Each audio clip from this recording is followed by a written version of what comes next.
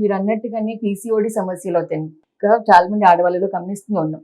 In fact clinic లో కూర్చునేటప్పుడు చూస్తే కనుక 10 మంది కేసెస్లలో కనీసం 6గురికి పీసీఓడి ఉంటూనే ఉంది. ఎందుకు పెరుగుతున్నది ఈ మధ్యన పీసీఓడి? అది కేవలం పట్టణ ప్రాంతాల్లో వాళ్ళకినే కాదు, పల్లెటూళ్ళు ఉన్న వాళ్ళ అమ్మాయిలకి కూడా పీసీఓడి వస్తూనే ఉంది. దానికి hormonal imbalance major reason. Hormonal imbalance అవ్వడానికి కారణం లేట్ మ్యారేజెస్ అవ్వటం కానీ, లేదంటే బాగా లైఫ్ స్టైల్లో పెరిగిన టెన్షన్స్ అవ్వచ్చు, ఈ మధ్యన తింటున్న ఫుడ్ అవ్వచ్చు. చూస్తే కనుక ఎక్కువ ఫాస్ట్ ఫుడ్స్ చాలా మంది ఆడవాళ్ళు తింటూనే ఉన్నారు. మైదా పిండితోటి చేసే ఫుడ్ కానీ, పిజ్జా, బర్గర్స్, పాస్తాస్ అనేసి, నూడిల్స్ అనేసి.